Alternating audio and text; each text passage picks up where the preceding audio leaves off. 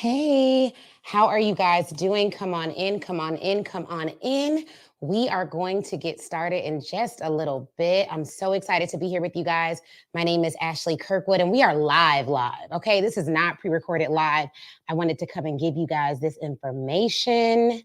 Um, now, my name is Ashley Kirkwood. I run a company called Speak Your Way to Cash. And this week, we are having the Scaling Sisters Summit. So get your ticket at www.speakyourwaytocashsummit.com, or on Instagram, you can comment the word summit to get a free seat.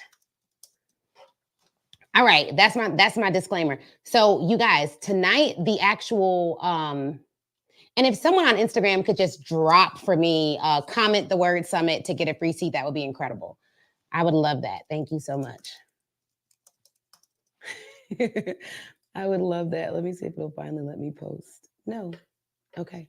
Yes. So if you could drop a comment in the chat if you're on Instagram, comment the word summit to get your free seat. That would be incredible. And I'm going to pin your post. Help me narrate this tonight. All right. So my name's Ashley Kirkwood. I run a company called Speak Your Way to Cash. I'm so glad that you guys are here. We help speakers, experts, entrepreneurs, and authors to land large contracts with corporations and to increase the sales in their service-based business. But tonight, I'm giving you guys 3 lessons that I learned from a legend. And I had the incredible honor tonight of sitting with who I consider to be a legend, Dennis Kimbro. I attended a private event that was hosted by TSP, and we got to not only hear him speak, but we got to get some nuggets because we were actually in the room. I was in the live studio audience, and I was so excited about it. Now, you all, if you've been following me closely, y'all know that I am a huge Dennis Kimbro fan. I've been referring his books to you guys for quite some time, but there were 3 lessons that I learned tonight that I wanted to highlight and pull out for you guys. So if you're ready for that, drop a 3 in the comments. If you're ready for that, drop a 3 in the comments. And I know it's late, but it's not that late. So we're going to need some interaction and some engagement. Okay. So if I could see some 3s in the comments, we will get started. If I could see some 3s in the comments, we will get started. Okay. I see 1 3. Thank you, Akia. Thank you so much. Let's see some 3s in the comments, you guys. Let's see some 3s in the comments.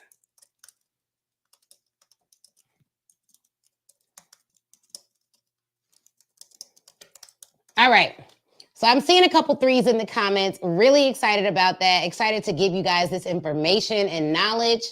And if you all could do me the favor of commenting the word summit if you're on Instagram to get a ticket to Black Women to the Scaling Sisters Summit. All right, so let's get into this information.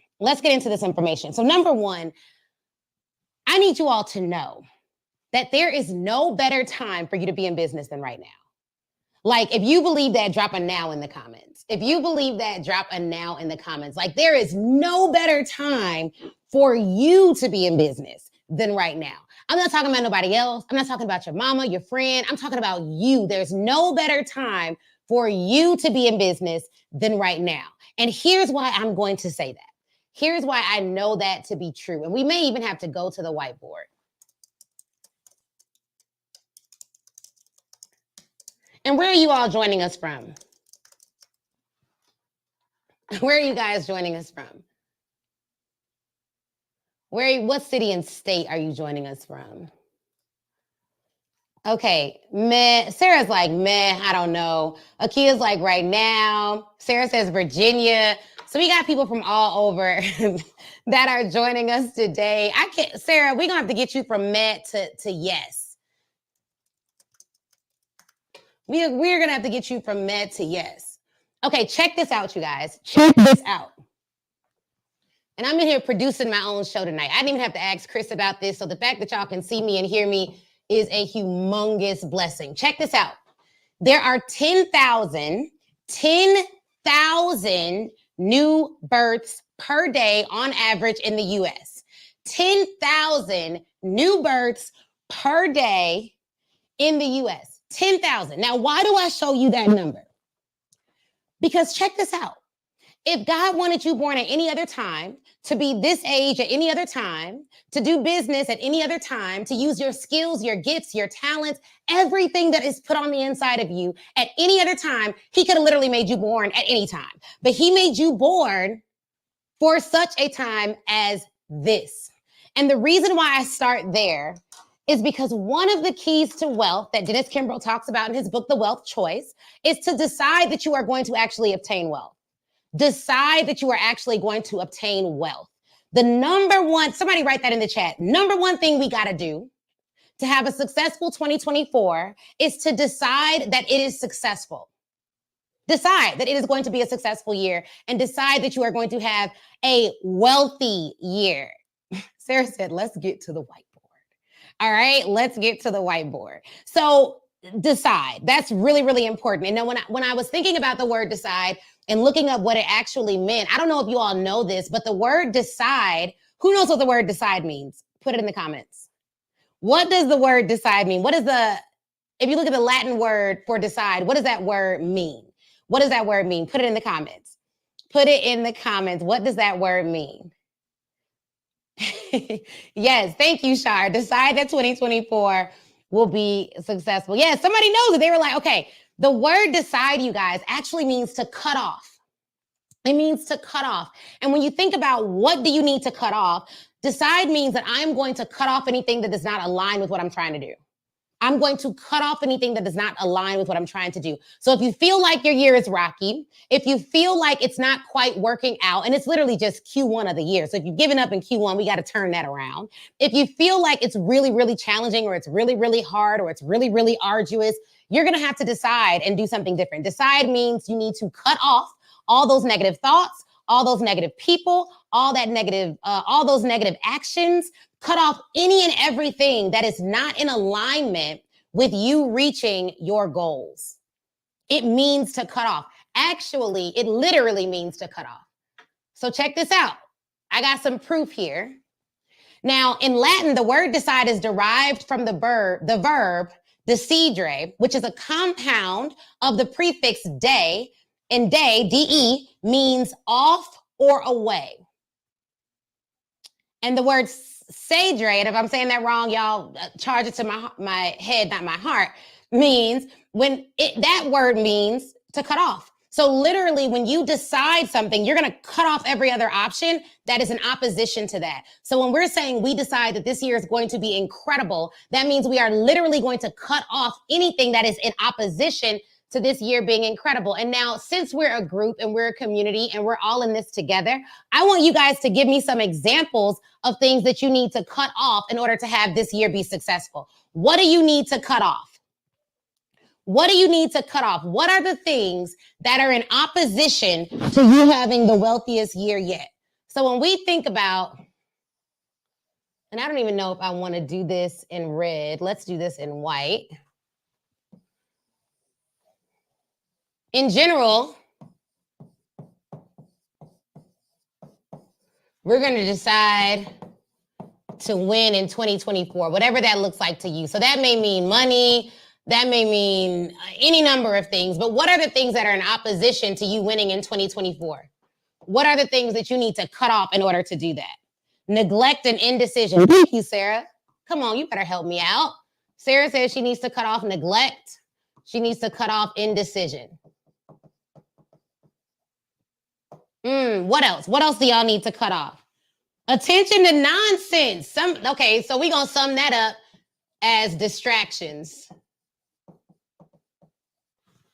What else y'all got? What are y'all cutting off? What are you all cutting off? What are y'all cutting off? Okay. What else are you all cutting off? Imposter syndrome, lazy associations. Yes. Come on, somebody. Okay. What else are we cutting off? How about gossip? That ain't making us no money. How about inaction? How about negative thoughts? How about overthinking? Does anyone else need to cut off overthinking? How about stagnant people? Like you just sit up here talking to people who ain't going nowhere doing nothing, right? How about that? How about unhealthy habits? This is top of mind for me because I am doing Lent, honey, and I didn't cut off so many things.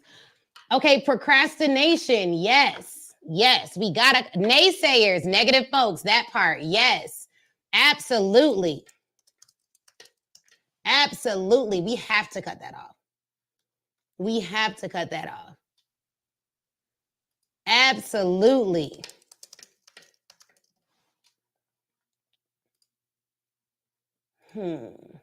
We absolutely need to cut that off.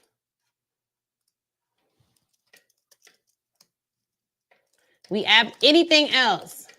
Anything else we need to cut off? What else do we need to cut off? Naysayers, negative. Okay, great. So literally, here's the thing. We cut off stagnant people. We cut off distractions. We cut off lazy associations. We cut off unhealthy habits. We need to eat right, do right. We cut off overthinking. We cut off negative thoughts. We cut off inaction. We cut off gossip. And then with all that extra time, what do we have to replace that with? Like if we have all this extra time, let me show y'all. Let me show y'all something. I was at an event. And this woman did something that literally changed my life. We're talking about lessons I've learned from legends tonight. So one of the things that she did was she actually showed us in real time how many years of our life we are wasting. How many years of our life we are wasting. Do you all want me to show you the exercise on time management that transformed the way I look about time? Because I ain't going to do it if y'all don't want me to do it because it's late and I can be upstairs with my husband. So do y'all want me to show you the exercise that literally transformed the way that I look at time management? I don't know if y'all want this juice tonight. I don't know if y'all want it. So I need to know. I need some yeses in the comments. Okay, if y'all want to see it, drop yes in the comments. Let's get 10 yeses in the comments because I'm about to show you how many years of your life you are spending on things that will not help you with reaching your goals. I see 3-4 yeses. I see a couple yeses on Instagram. We got to get to 10 yeses because this is transformative. And if you're really ready for it, I want you to share this video with a friend because we're about to go in real quick. Now, how much time does the average American spend on social media per day, do you think? It's going to be double for business owners. But what do y'all think? How much does the average American spend on day on social media? Okay? What do y'all think? Guess in the chat. Guess in the chat. Guess in the chat. I'm telling y'all what we're about. This exercise blew my mind. When I saw this live, I was like mind blown. Okay, someone said 12 hours a day, Roscoe? Not a day. 5 to 6 hours. Those are business owner hours. Y'all know business owners be on social media all day, every day. That's how we make our money. 6 hours. Okay, Pamela says summit. Yes, I want you all to comment the word summit on Instagram so that you can get a ticket to the Scaling Sister Summit. And if someone on Instagram could do me a big favor and just write the comment, right in the chat, comment the word summit to get a ticket, to get a free ticket to my event. Just put that in, somebody put that in the chat on Instagram for me so I could pin it. Help me out. Because I'm teaching live. I don't want to stop. I'm on a roll. All right. So we're there, 3 to 4 hours. So on average, here's what they say. They say on average, people spend 2.5 hours per day on social media. Now, for most of you, I want you to go in your phone, if you have an iPhone, and drop how many hours you spend on social media. Now, check this out. Let's go with this. This number is low. I think for most business owners, it's probably like 4 hours. Someone said 5 hours. I'm seeing 7 hours. I'm seeing 6 hours. Okay. Yes, thank you so much. Boom. Thank you so much, Doctor, for pinning that in the chat. So boom, check this out, y'all. Check this out. 2.5 hours on social media per day. Now, how many days are in a year? 912 hours are in a year. Now, what is the average age that U.S. women live to?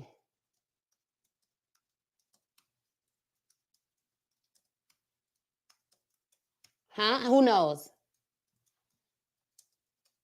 What's the average age that women live to? Oh, we're doing pretty good. Women doing pretty good. About 79 years old. That's not bad. All right, check this out. We spend 2.5 hours per day on social media. Per year, if this is the right number for you, that equates to 912.5 hours per year on social media. Now, according to Google, I ain't have all data research this, but according to Google, the average woman lives until she's about 79 years old. So how do we find out how much in your life you're spending on social media? If 2.5 hours per day is about 912 hours per year, and you live on average 79 years, then we take 912 times 79, and that's going to give us the number of hours that you are spending on social media in your lifetime if you're only spending 2.5 hours. So this is your number, 72,087 hours.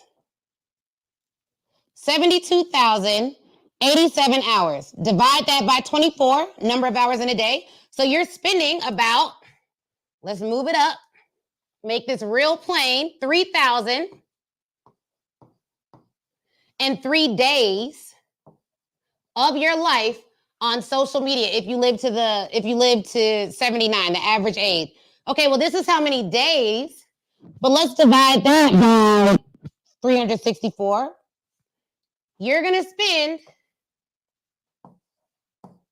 8 years of your life on social media. This assumes no breaks, no nothing. It is 8 years of time that you're going to spend on social media if you spend just 2.5 hours per day. That equates to 8 years of your life that is spent on social media. 8 years of your life. What am I telling you?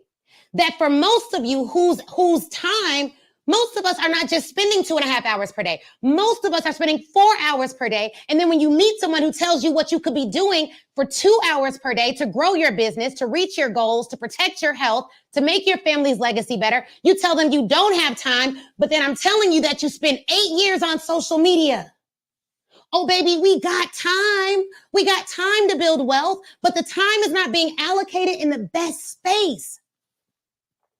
And so when I tell you that time is not money, time is life, this is what I mean. This is life. This is 8 years. Now, somebody said over 10% of your life, and that's if you're doing 2.5 hours per day, but most of us are probably around 4 or 5 per day, which if we just double it to 5 hours a day, that means that we are actually spending 16 years of our lives on social media. 16 years of your life on social media. But let's say we're not talking about social media. Let's say you spend 2.5 hours per day complaining. You've just spent 8 years of your life nonstop complaining. Or what if it's 2.5 hours of your day, like cleaning your house? Well, you just spent 8 years cleaning your house instead of hiring a cleaner. Well, Ashley, I don't know if I can afford a cleaner, but if you spent that time learning how to generate more revenue, then you could absolutely afford it. So when I say to decide and cut off every single thing that is distracting you from reaching your goals, it's because when you are distracted, you are simultaneously being deceived. What are we talking about? This is deception at its finest. We think we're just checking and scrolling. We think we got all day. We don't have all day. We don't have time to make content. But the truth of the matter is, the deception of it is, oh, it's just a couple hours a day. The deception of it is, oh, it's not 8 years of my life. The deception of it is I have time for it. That's the deception. When you are distracted, when you are undecided, you are being deceived. One of the reasons why Dennis Kimbro is such a brilliant person and is such a legend is because he was actually chosen to carry on the research of Napoleon Hill, who started research about Think and Grow Rich, A Black Choice. He actually finished that research. Now, one of the things that I love is that Napoleon Hill has a book, and the book is called, I believe it's just called Outwitting the Devil. It's so good.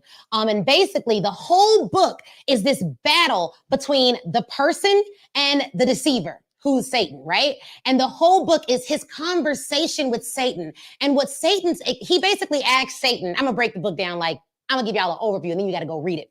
But the book asks Satan, the devil, right? In layman's terms, the book asks the devil, hey, why do you have such a hold on people's minds? Why do you trick people all the time? Why are people so downtrodden? Why are they so easily deceived and easily controlled? Why do they give up so doggone easy? And you know what Satan says? Satan was like, oh, it's easy. It's easy because people who do not have a definiteness of purpose are so easy to deceive. People who are indecisive, people who don't take action. I don't even got to like really use no super crazy spiritual tricks because all I got to do is distract them. Because if I distract them, they'll hand over their life. 8 years. Everything that you all noted that we need to cut off in able to win in 2024, when you boil up what all these people are, stagnant people, gossip, inaction, negative thoughts, overthinking, like bad habits, eating unhealthy, laziness, all of that, it all boils down to a distraction. One of the things that comes up in Outwitting the Devil is that if you cannot control what you put in your mouth, you'll never control what goes on in your mind. And so he talks about even the tool of unhealthy eating, unhealthy living, smoking cigarettes, not exercising, like all of these things are tools of the enemy. That is basically the premise of the book. So y'all got to go read the book because what I'm proposing to you and the case that I'm trying to make to all of you tonight, I am a lawyer by trade. I was a trial lawyer. Child used to cut up in the courtroom back in the day. The case that I'm making to you is this. You have all the time in the world for what you don't want. But you do not make time all the time for what you need. And I would propose to you that how many of you think consistency is your biggest issue? Drop a me in the chat. Drop a me in the chat real quick if you think consistency is your biggest issue. Because tonight, I don't even know why I'm doing this live. I was about to go to sleep. My girlfriend asked me twice. She was like, you want to do a live? You should do a live. You look cute today. You should do a live. I was like, I don't even know what I would talk about. I don't know what I'm going to do. I'm going to tell y'all, I'm on here tonight for a reason. I think I'm on here tonight for those 60 or so of you that are joining us live. Comment the word me if you think consistency is one of your issues real quick. We're family. We honest. We honest. We get into a lot of information tonight, but we're honest. Let me share this with you. I'm seeing some me's in the chat. What if I told you that every single last person on here was consistent already? If I can prove it to you, say prove it. Say prove it in the chat if I can prove it to you. If I can prove it to you, say prove it in the chat. Y'all know I'm a trial lawyer. I love making a good case. Let me prove to you that we are all already consistent. Here's what I will say to you. How many of you consistently brush your teeth every day? Drop a 1 in the chat. How many of you consistently wake up every morning and check your phone? Drop a 2 in the chat. How many of you consistently talk to at least one person you love every day, whether it be your mama, your friend, your kids? Drop a 3 in the chat. Here's what I will tell you. Your problem is not consistency. Your problem is consistency at the right activities. Did you hear me? Did you hear me? Your problem is not consistency. Your problem is consistency at the right activities. You already know how to be consistent at the things that you value. It's not even about the things that you like.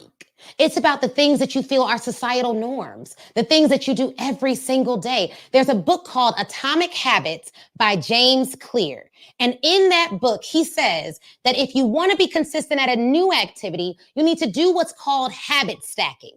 And habit stacking is simply the art of combining what you're already consistent with something that you're not so consistent with. So if you brush your teeth every day and you want to develop a new habit of going live more, then after you brush your teeth, go live while you're doing your hair and your makeup. If you want to read more and every day, you know, you're going to go in the bathroom, sit on the commode. That's what I used to call it, a commode. Sit on the bathroom on your commode and you're going to scroll your phone, then put your favorite book next to that toilet. And then you're going to read while you're on the toilet. instead of scrolling your phone. Habit stacking, Atomic Habits, read that book. But something that Dennis Kimbro said tonight that was incredible is he said that I asked him, I got to ask a question. Here's another thing, y'all. If you have the chance to ask someone a question, ask the question. If we do Q&A at the end of this, which I don't know if I'll do, I don't know if I have time, I maybe like 2 questions, but if we do Q&A, y'all need to ask a question ASAP. So I was the first one to ask the question, and I asked him, what is the biggest threat to Black businesses? And what are the habits we need to develop in order to overcome that threat, in order to defeat that threat? And one of the things that he said was, he said the biggest threat to Black businesses, before I could even finish the question, he was like, knowledge. Knowledge is the biggest threat. And then a runner-up to that was capital. But here's the thing. The first threat was not money. It was knowledge. Because if you have the right information and you are consistent at the right activities, then capital, albeit still unequally distributed, becomes less of it's not your biggest problem. It's not your biggest problem. Because literally, I've been telling one of my friends this, every time I study Black entrepreneurship and what our ancestors and those who came before us did in order to build and scale their businesses, I'm literally like, I don't got no excuse. I don't have a money excuse. If I want to invest in something, I should be able to get it. It's 2024. How could Madam CJ Walker start up her hair care firm, train thousands of women on how to sell it in the time that she did it?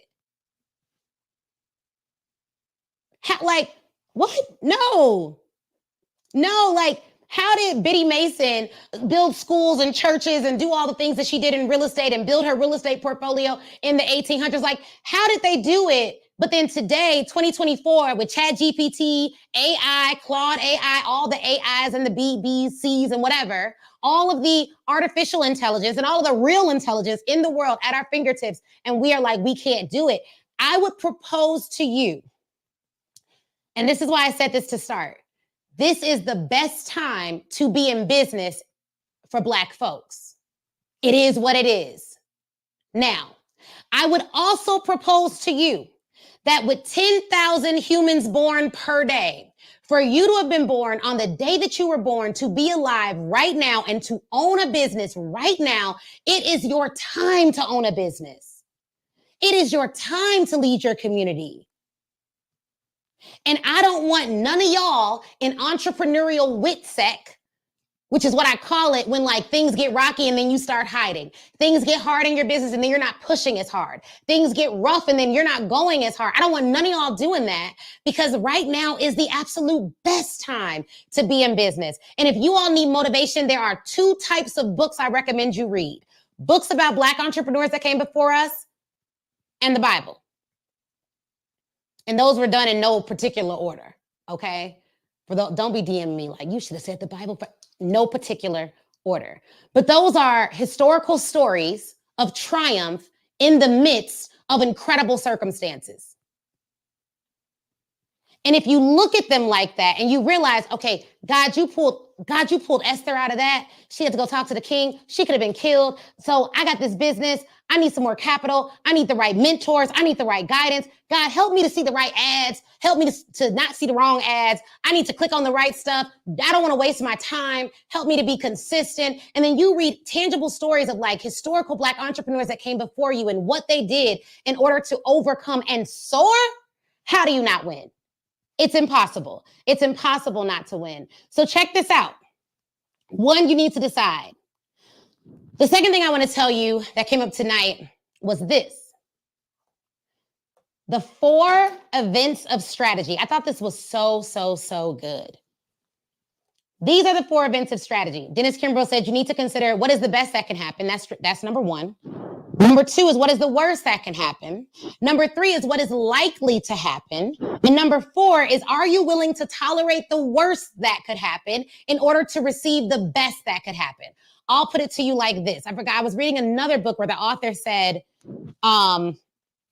everyone considers their goals. When you are setting your goals, there's a sense of like achievement. You feel good. It releases good feelings for you to see yourself achieving your goals, for you to visualize it. It feels very, very good. It feels strong. And the more you visualize it, the more you write it, the more you keep it in front of you. The Bible talks about writing the vision and making it plain. The more you do those activities, the more it builds your belief. But check this out.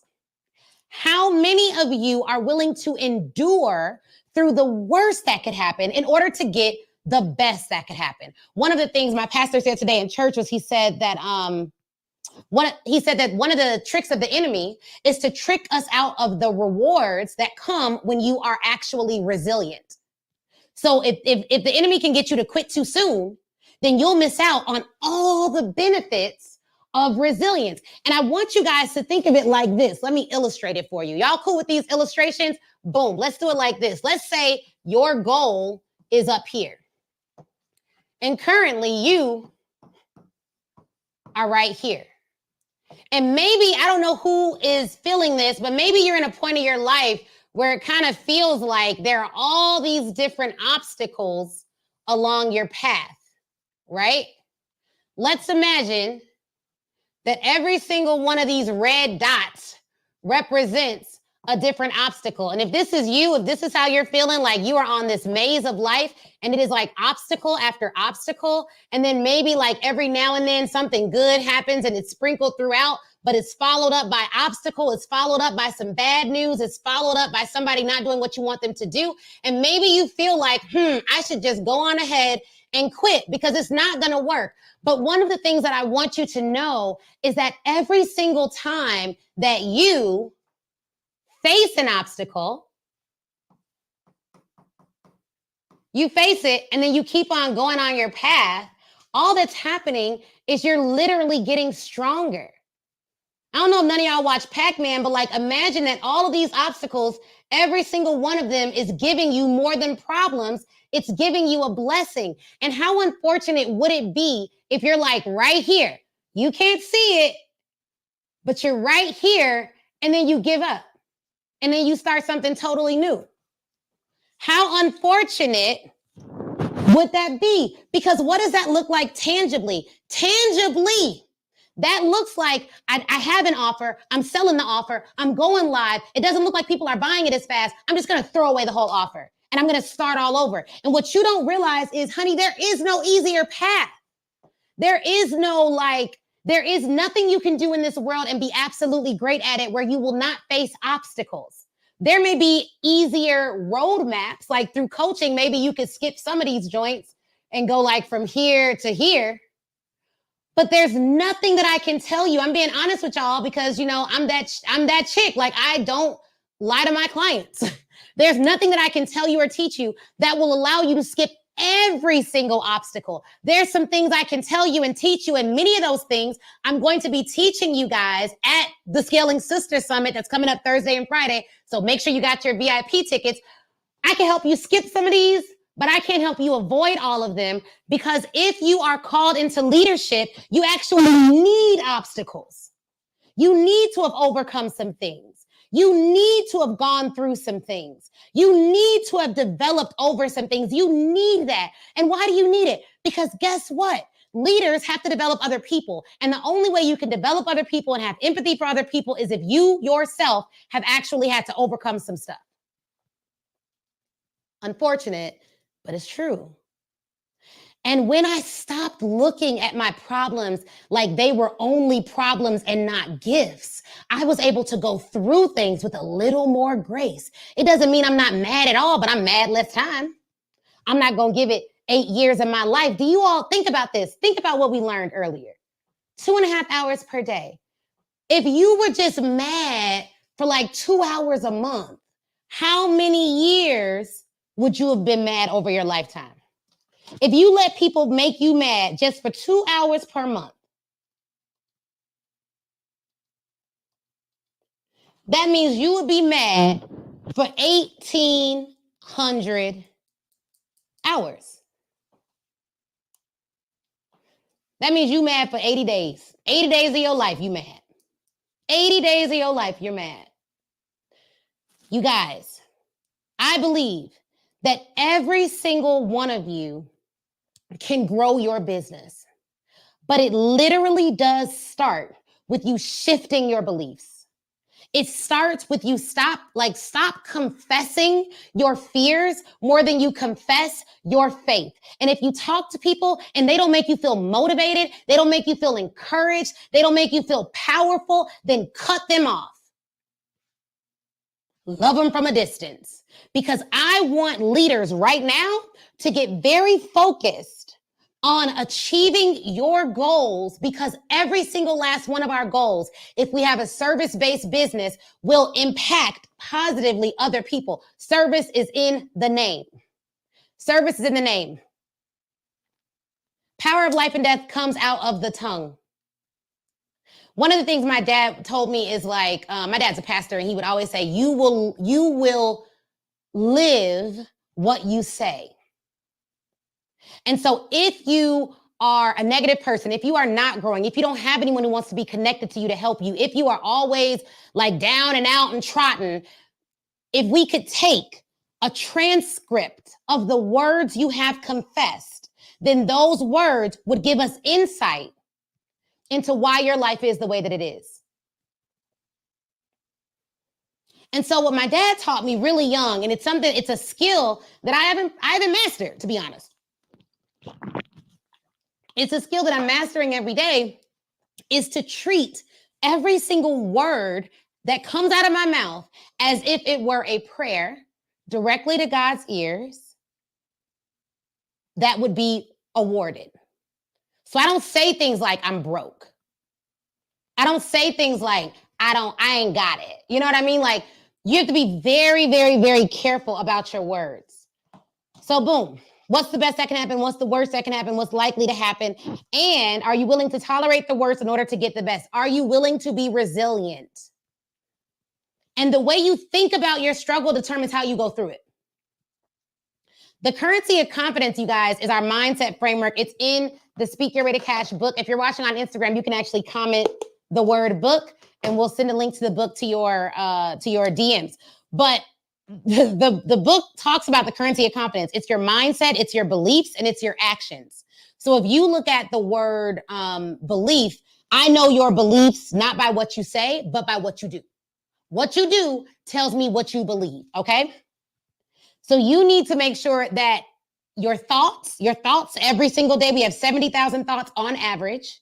Your thoughts end up becoming cemented in your heart, and they show up in your feet. So if I believe my business is going to grow, you know what I'm going to do? I'm going to promote my business every day. If I believe that my business will help other people, you know what I'm going to do? I'm going to go out and try to help as many people as possible. If I believe that what I have, the world needs to hear, you know what I'm going to do? I'm going to tell the world about it. And I'm not going to overthink it, because the goal isn't me looking perfect. The goal is me helping the people that I'm supposed to help. You get it? So think about this, because some people will say, I want to help more people. And I'm like, okay, great. And I go to your Instagram and I'm like, man, where you at? Why are you not posting? Well, I don't have an editor, and I don't have this, and I don't have that, and I don't have that. Let me tell you what I learned. If I don't take action solely because, hear me on this, don't nobody be mad at me. I don't want no hate mail. Let me sip my water. How real can we be tonight? Because it's late. Normally I end up this late. Drop real in the comments if we can be real. Okay. I ain't seen no reels yet on Instagram and no reels yet from YouTube. Now, YouTube, I know y'all on here. So how real can we be? Let me get a reel in the comments. Thank you, Global Village Campus. Real. I'm seeing some reels on Instagram. All right, awesome. Check this out. Here's what I realized. Now, I'm talking about me. I'm not talking about y'all. I'm talking about me. If y'all have felt this too, drop me some comments in the chat. Here's what I realized. If I don't take action only because it'll make me look bad, then that means I care more about me than I do about helping the people. So really, perfectionism is selfish, because perfectionism, it's not like I have to be perfect for me. It's like I have to be perfect because I don't want to look bad, because if I look bad, I'm scared about what people are going to say. And then if they say something bad, then I feel bad, and then I can't maintain this perfect image.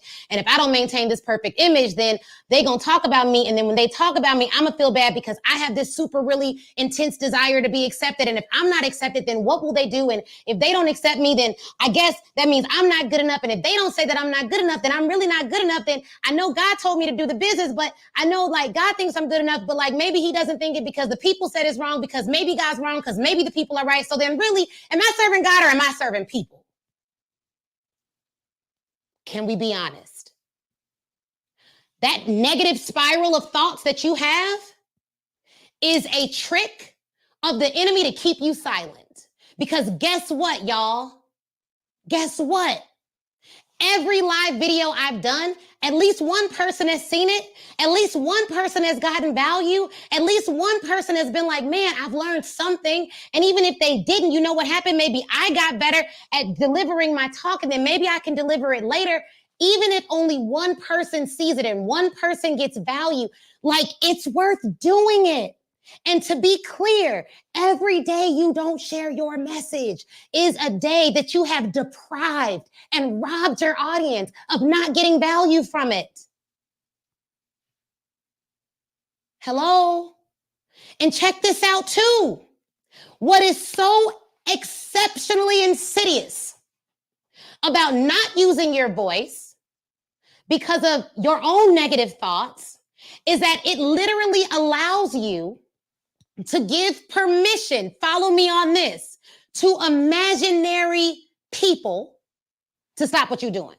Because some of us are responding to objections that we never got. No one ever told you they hated your content. No one ever told you you weren't good enough. And some people was like, someone did tell me back in the day when I was a kid. But some of us, no one ever told us that. No one ever told us they don't like our social media. No one ever told us we shouldn't write the book. Maybe you had one person do it, but guess how many people are on the planet? Over 7 billion. What percentage of the 7 billion consumers on the planet actually told you that you weren't good enough? If it was your mama, if it was your daddy, if it was somebody in your family, well, then that's 1 out of 7 billion. If it was even 100 out of 7 billion, we're not even getting to 1%. You haven't even been rejected enough for it to like be a big enough data set for you to make opinions off of that. Why am I even here right now? Why am I even talking to you guys about this? I'm talking to you all about this tonight, right now, because I've had several calls in the past month, and I sent out an email to my list this week, and I asked how people were doing. And it was about 70-30, with 70% of people saying that they're trying to figure it out in their business, and 30% of people saying that business is up. Now, a lot of people will look at those numbers and they would say, oh my goodness, businesses are not doing well right now. But I look at those numbers and say, if 30% are doing well, then that means doing well is possible. So I think, what do the 30% know that the 70% don't? Check this out. They say 3% of women-owned businesses make $1 million. When I learned that stat, I'm a woman-owned business. So I didn't say, okay, well then I did not tell myself that I have a 97% chance of failure. No, I told myself, well, what do the 3% know that the 97% do not? They said on average, it takes 7 years to make $1 million. I said, okay, how quickly can I do it? Who's done it fast? Like, literally, I need you guys to interpret the data in a way that moves you forward. I need you to start religiously policing your thoughts. One of the things we talk about in part 1 of the Speak Your Way to Cash book is policing your thoughts. One of the reasons why we're having the Scaling Sister Summit on Thursday and Friday is because while everyone else is saying one thing, Black businesses are doing this, they're doing that, it may work out, it may not. I was like, okay, well, who's already made over $1 million in their business that I could get to come speak? Every single speaker has made over $1 million in their business. Every single last speaker that you will hear, with several of us making multiple millions of dollars per year. And what we're going to do is uncover what's working now and also tell you what used to work that's not working anymore. Right? And so I want you guys I want y'all to hear me on this. Every excuse that you've given yourself, every cop-out that you've made about why this year won't work already. And I don't need y'all to admit who's made it, because I know some of y'all have made it, and it's cool because some of y'all haven't. I need you to understand that it's not a cemented truth. It's just a thought that became a belief. And here's the beautiful thing about your beliefs. You have the right at any moment in time to change your beliefs. Any moment in, like right now, you could do a switch.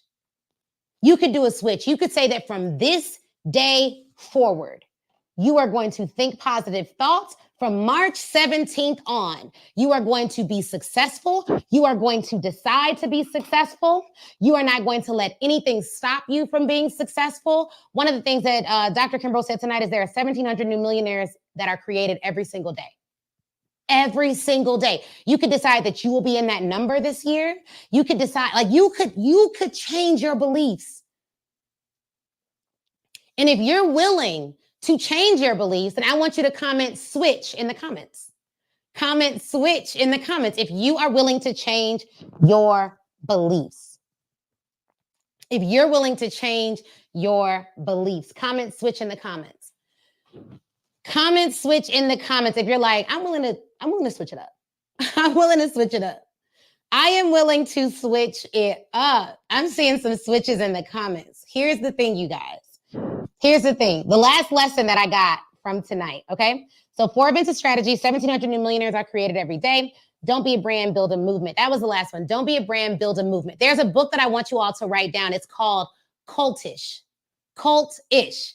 Not cult, cult-ish. Like it's not a cult, but it's like cultish, right? It talks about the difference between positive cults and negative cults. And it gives like these examples. And obviously we know there are like some really negative cults, but the root word of culture, you all, is cult. Okay. So it talks about positive cults and negative cults. And it talks about how brands like a Peloton or a, I can't even think of it because I'm not even in the fitness community. Iron Tribe. There's some other like really intense fitness communities. They've created kind of these cultures around their brands that are cult-ish. It means that they have developed a way for people to bind themselves together using language, using like branding, like your colors, using like community names. There's all these different things that they do to actually get their communities banded together. And so I want you guys to think about what movement are you creating? What is your movement-like message? This is also something that Russell Brunson talks quite a bit about. It's like, how do you create a movement around your brand? But what is your movement message? What is your movement message? How are you creating culture? And I want you to think about these things specifically. What is your company name? What is your company's slogan or one-liner? What does your community call itself? What are your brand colors and how do they make people feel? How do they make people feel when they see them? And then what are the phrases? What is the language that binds your community together? So for instance, in the Speak Your Way to Cash fam, like our community is called Cash Leads. Our community is called Cash Leads, okay? Our community is called Cash Leads. So literally, Cash Leads are service-based business owners that are changing the world using their expertise in a way that only they can. That is the definition of a cash lead. So welcome, y'all are all cash leads now. Y'all are in the tribe. And so that is our community name. Now we have shirts, we have merch, we have things that they can do. We have phrases like keep the energy high and excuses what? Who knows it? Drop it in the chat.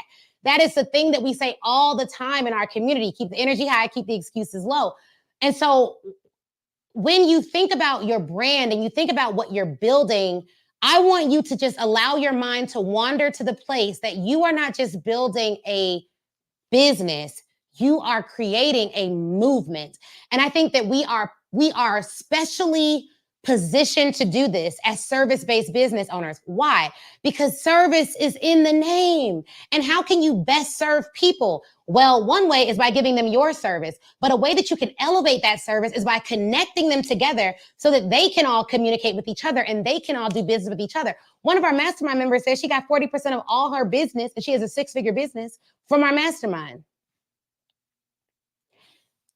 Think about that. Like if I would have only given her one-on-one coaching and I never would have put her in the community and given her an option to join a group coaching program, then would she have had that opportunity? No. So I would have not given her the highest level of service only by doing something one-on-one.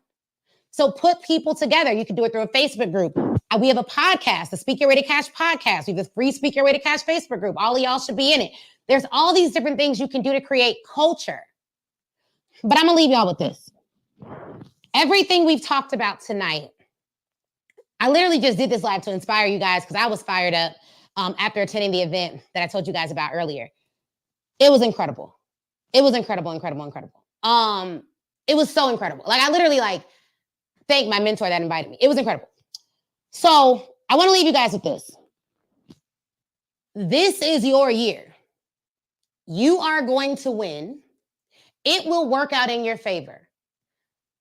I told you guys earlier, I asked the question about the biggest threats to the Black community, the biggest threat to Black businesses and their success. And the number one threat was knowledge. The second threat was capital, but the first one was knowledge. I don't want you this year to just go to stuff and like passively consume information. One of the reasons, you all, that I was able to graduate from Northwestern Law cum laude after almost failing out of undergrad, peep that. I went to one of the best law schools in the country, top 10 law school in the country, and graduated with honors. Then went on to work at the best firm in the country, the largest law firm in the world. But I almost failed out of undergrad. Why? Because in undergrad, I was a passive student, meaning I would go to class. I'd be like, oh, I'm bored. I don't want to be here. And then I would leave. I would sit in the back of class. I wouldn't really engage. I wouldn't ask questions. I wouldn't show up. I wouldn't sit with the material and grapple with it and study it. I wouldn't go all in. I was just a passive student. And some of you guys are being passive in the way that you study business. You're not reading enough books. If you buy a course, you don't finish it. Like, that's you being a passive student. Here's what shifted for me to graduate from one of the best law schools in the world, top of my class, and go on to have a successful legal career. I became an active student. And so instead of just going to stuff and listening, I'd always take notes. Tonight, I took notes. I took notes tonight in a very specific way. Not only did I take notes, but when I read books, do y'all want me to give you how I study books? If y'all want it, drop study in the comments. Drop study in the comments. I use the same system that helped me to get all A's in law school. That's the same system I use to help me become a successful entrepreneur. And you're like, how, Ashley? Because law school is like so different from entrepreneurship, but it's really not. Because here's why people fail law school. Most people don't do well in law school because they regurgitate information, meaning they can tell you the definition for the law, but they cannot tell you how to apply it. Because the only way you learn how to apply the law is by actually using it in real time. So the only way you get good at law school and you get good at applying the law and you're going to get all A's is if you actually take that law to a set of real world facts and you see all the ways in which that law applies to that set of facts. So it's the exact same thing in entrepreneurship. Okay, you want me to prove it to you? I will. If I learn about Facebook ads, I take a course all about Facebook ads, but I never actually learn an ad. I do not know Facebook ads. The only way I learned Facebook ads, and I have spent over $515,000 of my own dollars on Facebook ads. I've never worked at an agency, none of that. My cost per lead has beat several agencies that we've hired. How did I learn it? By applying the knowledge. But first, I studied, and let me show you how. So if I take a course, I open a Google Doc and I name it. Let's say the course is like Ads 2.0, right? Name of the course. Then the first column, I'm going to put lesson here. Then I'm going to put notes here. Then I'm going to put questions here. Now, what am I going to do with this? I'm telling you, it's the set. Like, I've made millions of dollars in business in 4 years because it didn't take me 7 years to hit my first 7 figures per year. In 4 years because of this study formula. So you take the lesson, I write down, like, let's say I'm in module 1, okay? Boom, module 1. Then I'm going to take all my notes in module 1, like, okay, what is a pixel? What are the audiences that I should follow? Like, I need to write copy, okay? All these things, right? Assume that says audiences. Boom, boom, boom. Then I'm going to write all my questions in this column. And then I'm going to ask the person who created the course all of these questions, but I'm not going to say, how do I create a pixel? No, I'm going to say in module 1, you said that a pixel can go under, like, I could put the pixel on my website under the setting of this. When I went to my website, I didn't see that setting. I saw this setting, and I'm going to give them a screenshot. Then I'm going to say, what do you recommend I do? Is that a better question than how do I put this pixel on here? Absolutely it is, because it shows that I didn't just learn the information, I applied it. And some of you guys are trying to achieve greatness by only learning information. And it's impossible. You cannot be an expert because you read a book or you took somebody else's course and never applied your own knowledge. It is impossible. The only way that you get to a level of mastery is by implementing the knowledge you learn. And the way that I got really good in law school, the way that I get really good in entrepreneurship, and the way that I've made millions of dollars in my business is because one, I'm going to study the information from the person I'm learning from. I'm not going to play around with it. Two, I'm going to take notes on the information. Three, I'm going to write down very specific questions based upon what I've learned from them. If I admire someone, I want to read their books. Before I even knew that I was going to have an opportunity to sit in a room where Dennis Kimbro was speaking tonight. Before I even knew that, I was already reading his books because my dad is a big Dennis Kimbro fan. So I grew up reading, knowing about him. And then when I became an entrepreneur, I started really, really reading his stuff. Now, when I learned though, that he would be speaking as a for VIPs of people who did the challenge, I was like, okay, I need to read more of his stuff because I will have an opportunity to speak to this person. But how many of you have joined a program where you get an opportunity to speak to the person who built the framework that's made the money, and then they ask for questions, or they tell you you can ask them questions, or they tell you can study their information, or they tell you have access to their portal, and then you don't even go through it?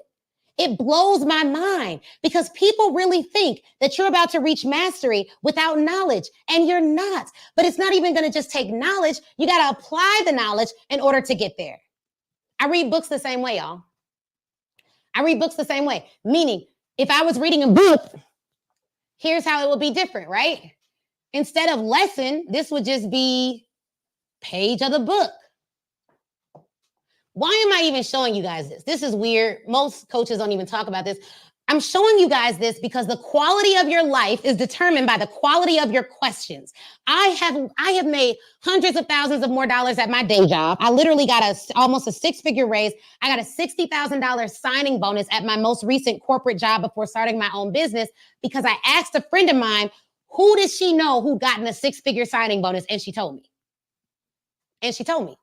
So when she told me, I knew how to better negotiate my own salary. But how did I know that, Ashley? I knew that because I actually asked the question. There are some of you that are one question away from your whole existence changing. There are others of you that need to overcome the fear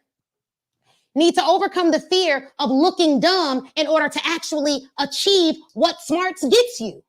If you are so worried about looking dumb, let me tell you something. The reason why I sat on the first row of my law school class and the reason why I sit on the first row of every event that I can go to if I can is because I don't want to be distracted by the people in front of me. I don't want to be distracted by the people behind me. I want to get as close as possible to the person I'm learning from so that there is not a nonsensical statement or movement in the world that distracts me from the knowledge that I am trying to get. So if you are self-conscious about looking dumb in front of other people, then don't look at them people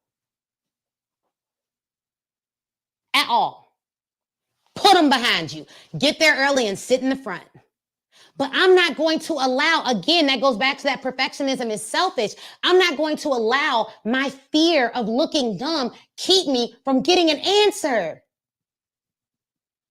Why would I do that?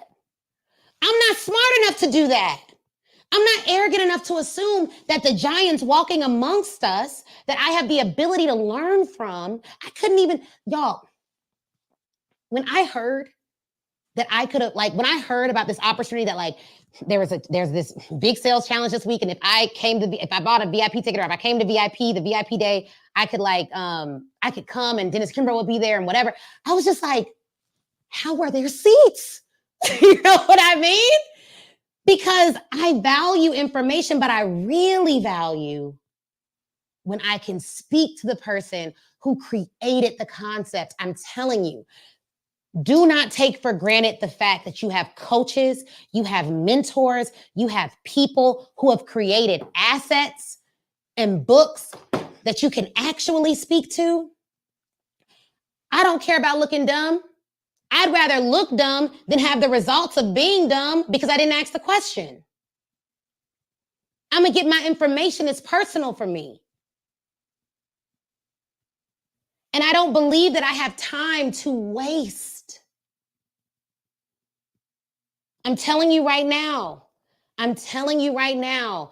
The best feedback I got in law school was like, I've always been a pretty polished speaker. So one of my professors had me do a presentation. He asked me a question and I didn't really know the answer, but I like said something anyways. And I was like, oh, trying to sound smart, but I didn't really know what I was talking about. And he saw through it. And he told me, Ashley, you're a good speaker, but you have to learn the art of saying, I don't know. And it was a pivotal moment in my career. Because had I not learned that lesson before I became a lawyer, because this was in law school, it would have opened me up to malpractice. Right? Because you can't, when you're a lawyer, you're bound by ethical rules and all things. Like if you don't know something, you need to be like, I don't know, I'll find out. Great lawyers don't know everything, but they know how to get the answer. So if you have a great lawyer, you're going to know, because that person is going to be like, okay, this is what I think, but I'm going to confirm and I'm going to have data to back it up. That's why I like data in business now. And let me tell you guys this. We still have our firm, but we're not taking clients right now. We're running Speak Get Ready Cash pretty exclusively. But the only reason why I was even a good lawyer when I was actively practicing and taking a lot more clients was because I would find the answer. I would find the answer. And law school is not to teach us the law. Law school was to teach lawyers how to find the answer. And what really is disheartening to me in the entrepreneurship space, and this doesn't apply to everyone, but I don't want cash leaks to be in this group, is that so many entrepreneurs give up too soon because they don't know how to find the answer. They don't have confidence in the search and in searching for your answers. But here's what I want you guys to know.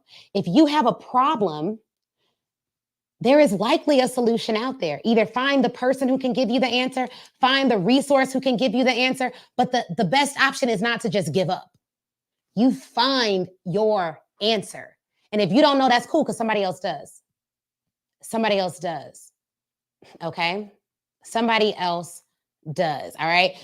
All right, guys, this was incredible. I was on here way longer than I wanted to be, but y'all were an amazing group. So share this live video with one person. It won't be up for replay on Instagram. I will put it up. I will leave it up on replay for YouTube. So feel free to watch it on YouTube. I will leave it up. Send it to someone who needs encouragement right now. If you are on Instagram, comment the word summit, and I will make sure to send you a link to join the Scaling Sisters Summit. Y'all, we got to get at least 1,000 women at this summit. All right. So we have, I think, about 2,800 people registered. We want to double that number. If this was valuable to you, do you know what you could do for me? Here's what you could do for me. Share this live video out and DM me and let me know you did it. And then 2, invite a woman to the Scaling Sisters Summit. Invite a woman to the Scaling Sisters Summit. We have a free ticket. I want all of you to win. I really, really, really, really, really, really do. I hope you guys know that. I hope you guys know that I want you to win. And I'm giving you guys tools and strategies to win. If you don't have the Speak Get Ready Cash book, get it. But I'm going to tell you right now, your year is going to be incredibly blessed. It's late, so I'm going to pray out because this is like prayer time. So if you don't like prayer, this is your time to back on out. But I'm going to pray out before we go. And pray for all your businesses, and I'm going to get out and go kick it with Chris. Yes, feel free. Gentlemen are welcome. Gentlemen are welcome. It's called the Scaling Sisters Summit, but the information is gender neutral. Okay, Lord Father God, we thank you for every business represented here and every business that even watches this on a replay. We're so honored and so grateful for you just keeping our hope high, God. We are just so incredibly honored that you would even choose us to be alive for such a time as this. And we know, God, that if we are watching content like this, then we are here to win. There is nothing that is too hard for you. And so if we feel like we have any problems that are too hard for us, we might as well just give those problems to you, because you specialize in hard. You make it look so easy, because you, in fact, hold the entire world in your hand. You created heaven and earth. You make sure that the waters don't overtake the land, God. And we are just so grateful for every single blessing you have given us. Your word gives us countless stories of people who you have helped overcome great trials, like Moses and Esther and Jonah and Job and so many others, and Paul. and all the disciples and Jesus himself. And so we know that you are capable of pulling us through any and everything. And because you are capable, we know that you can, God, and we pray that you will keep your hand upon us, give us favor, bless our businesses abundantly, God, and bless our minds, that we would keep it stayed on things that are above and not things that are beneath. Your word tells us we should be anxious for nothing, but do all things through prayer and supplication, God. And so this is our prayer for 2024, that you would bless us with what my brother calls stress-free millions, that you would bless us with the will and the consistency to truly study, God, because your word tells us to study to show thyself approved. Your word tells us what happens if we are lazy, and it tells us to be diligent with the work of our hands. And so we pray that you will just bring those things to our remembrance, God. Put incredible people in our lives, remove anyone who should not be there, Jesus, and give us clear, precise signs of who we should trust and who we should avoid. In Jesus' name we pray. Amen. Amen, y'all. Have a great night. We are so honored to have you guys. And the event this week is called the Scaling Sisters Summit. And yeah, we'll see you guys there.